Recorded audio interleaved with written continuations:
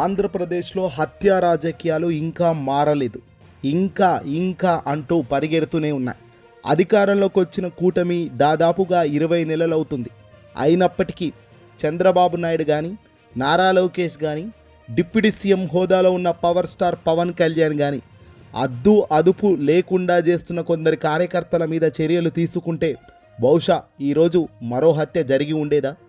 ఎందుకు ఈ హత్యా రాజకీయాల వెనుక జరుగుతున్న కోణాలు ఏమిటి? తాజాగా ఆంధ్రప్రదేశ్ వైఎస్ఆర్సీపీ పార్టీ అధికారంలో లేదు. ప్రతిపక్షం అధికారం ప్రతిపక్షం అనేది సర్వసాధారణంగా వచ్చే రెండు కీలక అంశాలు. మరి ఇలాంటి అంశాలు మారినప్పుడు రాజకీయంలో ఊహించని పరిణామాలు జరుగుతున్న వేళ నిజంగా ఇది బాధాకరమైన విషయం కాదా? తాజాగా పల్నాడు జిల్లాలో ఓ హత్యకు జరిగిన విషయం తెలిస్తే నిజంగా బాధ కలుగుతుంది. పల్నాడు జిల్లా గురుజాల నియోజకవర్గం పిన్నెలి గ్రామంలో తెలుగుదేశం పార్టీ గూండాల చేతిలో హత్యకు గురైన వైఎస్ఆర్సీపీ దళిత కార్యకర్త మందా సల్మాన్ కుటుంబానికి తాజాగా వైఎస్ఆర్సీపీ పార్టీ, కాంగ్రెస్ పార్టీ మొత్తం అండగా నిలిచిన విషయం మనందరికీ తెలిసిందే. స్వయంగా వాళ్ళ తమ్ముడితో జగన్మోహన్ రెడ్డి గారు ఫోన్లో కూడా సంభాషించారు, ధైర్యం చెప్పారు, అండగా ఉంటామని హామీ ఇచ్చారు. అలా వదిలేయకుండా సల్మాన్ కుటుంబానికి ఏకంగా 5 లక్షల ఆర్థిక సహాయం తక్షణమే వైఎస్ జగన్మోహన్ రెడ్డి గారు ఇవ్వాలని ఆదేశించడంతో ఒక్కసారిగా వైసీపీ ఇన్ఛార్జ్ కాసు మహేష్ రెడ్డి ఇక్కడ 5 లక్షల రూపాయలు ఆర్థిక సహాయం అందజేశారు సల్మాన్ కుటుంబానికి. అలాగే సల్మాన్ కుటుంబ సభ్యులతో ఇప్పటికే జగన్మోహన్ రెడ్డి గారు ఫోన్లో కూడా మాట్లాడి ఆయా కుటుంబానికి పూర్తి అండగా నిలబడతామని, ఖచ్చితంగా డిజిటల్ లైబ్రరీ వైసీపీ దాంట్లో ఖచ్చితంగా ఇదంతా పొందపరచండి, మనం అధికారంలో వచ్చినాక దీన్ని ఖచ్చితంగా వదిలే పరిస్థితి ఉండదు అంటూ జగన్మోహన్ రెడ్డి గారు కాసు మహేష్ రెడ్డి గారికి కీలక ఆదేశాలు ఇవ్వడం జరిగింది. అధికారం మార్పిడి వల్ల జరుగుతున్న అన్యాయాలపై జగన్మోహన్ రెడ్డి గారు చాలా సీరియస్గానే ఉన్నారు, చాలా గట్టిగానే స్పందిస్తున్నారు. ఇలాంటి చర్యలు వాస్తవానికి పండగ వేళ జరగాల్సినవి కావు. ఏ మనిషి ప్రాణానికి హాని ఉండే పరిస్థితి ఉండకూడదు. ఇలాంటి పరిస్థితులు వచ్చినప్పుడు నిజంగా బాధ కలుగుతుంది.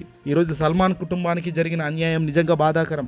ఉదయం బ్రష్ చేసుకోవడానికి బయటకు వచ్చి బ్రష్ చేసుకుంటున్న సమయంలో ఏకంగా అతనిపై దాడి చేశారు, చంపేశారు అని ఏకంగా సల్మాన్ కుటుంబానికి సంబంధించిన సొంత తమ్ముడు చెప్తున్నారు. ఏదేమైనప్పటికీ కూడా తెలుగుదేశం పార్టీ వాళ్ళైనా సరే, జనసేన పార్టీ వాళ్ళైనా సరే, కూటమికి సంబంధించిన పెద్దవాళ్ళైనా రెడ్ బుక్ రాజ్యాంగాన్ని అమలు చేస్తున్నాము అంటే చెప్పి చేయండి అని వైసీపీ వాళ్ళు అంటున్నారు. ఇలా రెడ్ బుక్ రాజ్యాంగం అమలు చేస్తూ పోతామంటే మాత్రం మేము వచ్చాక బాగుంటుందా? అంటే ఇది ఒక రౌడీ రాజకీయాల మాదిరిగా రాజకీయ పరిస్థితి ఆంధ్రాలో మారడం బాధాకరం. ఈ పరిస్థితి ఎక్కడో దగ్గర పుని స్టాప్ పెట్టకపోతే రేపు రాబోయే రోజుల్లో వీళ్ళు వైసీపీ వాళ్ళు అదే పని మొదలు పెడితే ఇది నిజంగా ప్రకృతికి, సమాజంలో ఒక మంచి గుడ్ సంకేతం ఇస్తున్నట్టయితే ప్రజలు భావించరు. ఇవన్నీ కూడా అన్యాయపు చర్యలు.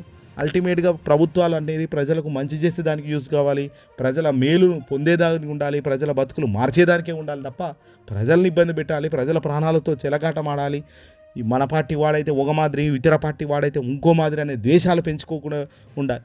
సాక్షాత్తు చంద్రబాబు నాయుడు గారు ఒక మీటింగ్లో వైసీపీ వాళ్లకు, వైసీపీ కార్యకర్తను ఎట్టి పరిస్థితుల్లో మనం ప్రోత్సహించొద్దు అని ఆయన డైరెక్ట్గా అనేశారు. ఇది ఒక నైజం. అదే వైఎస్ఆర్సీపీ పార్టీ అధినేత జగన్మోహన్ రెడ్డి గారు తాను అధికారంలో, వైసీపీ అధికారం ఉన్నప్పుడు మన పార్టీ ఇతర పార్టీ అనే తేడాలు చూడమాకండి అని అధికారంలోకి వచ్చిన మొదటి రోజే చెప్పాడు. రాజకీయం అనేది ఎన్నికల్లో గెలుపులు ఓటమిలు దాకే పని చేయాలి, గెలిచాం మనం అయిపోయింది, ఇప్పుడు రాజకీయం చేయాల్సిన పనులే అని జగన్మోహన్ రెడ్డి గారు అన్నారు.